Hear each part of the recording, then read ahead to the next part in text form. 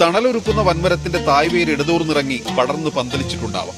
ആ വേരുകൾ ആഴ്ന്നിറങ്ങിയത് ജൈവസമ്പത്തിനൊപ്പം പാരമ്പര്യവും ഊർജം നിറച്ച ഇടത്തേക്കാവാം. ഉറവിടം കണ്ടെത്തുക ശ്രമകരമാണ്. അങ്ങനെ ഒരു ഉദ്യമത്തിനിറങ്ങിയ ബുദ്ധസന്യാസികൾ വെറ്റൻ മലനിരകൾക്ക് സമാനമായ മറ്റൊരിടമുണ്ടെന്നറിഞ്ഞു. പുരാരേഖകളിൽ ആലേഖനം ചെയ്തിട്ടുള്ള സഖ്യസാനുവിന്റെ മടിത്തട്ട് പുൽകിയുള്ള അഗസ്ത്യാർ മലനിര. ബുദ്ധമത പാരമ്പര്യത്തിൽ പൊട്ടല അഥവാ പൊതിയിൽ മലയാണ് അഗസ്ത്യാർകൂടം. സാക്ഷാൽ അഗസ്ത്യമുനി തപസ്സു ചെയ്ത് പെരുമയെറിഞ്ഞ മലനിര.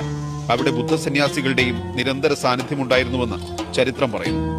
അവലോകിതേശ്വരന്റെ പുരാതന വാസസ്ഥലമായാണ് കേരള തമിഴ്നാട് അതിർത്തി പങ്കിടുന്ന അഗസ്ത്യമലയിലെ ഉയർന്ന കൊടുമുടിയായ അഗസ്ത്യാർകൂടത്തെ ബുദ്ധമതം കണക്കാക്കുന്നത്.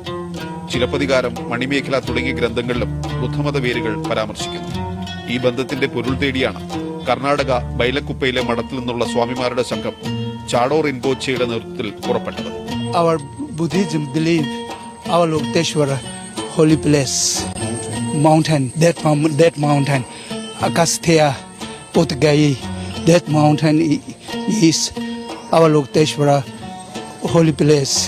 They say still this time we didn't get a chance to go there because the rainy season or like that. They know also the future.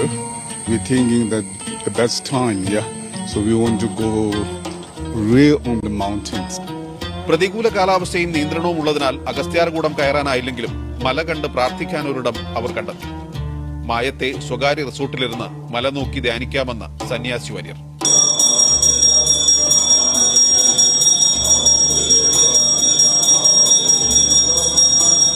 പ്രാർത്ഥനാ ചടങ്ങുകൾ പൂർത്തിയാക്കി വെള്ളിയാഴ്ച തിരുവനന്തപുരത്തു നിന്ന് മടങ്ങുന്ന സംഘം ശ്രീലങ്കയിലെത്തും.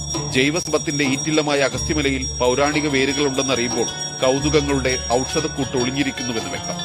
മല കണ്ട് മനസ്സ് നിറഞ്ഞു മടങ്ങാനൊരുങ്ങുന്ന സംഘം അഗസ്ത്യാർകൂട നെറുകു തേടി വീണ്ടും വരും. മനോരമ ന്യൂസ്, തിരുവനന്തപുരം.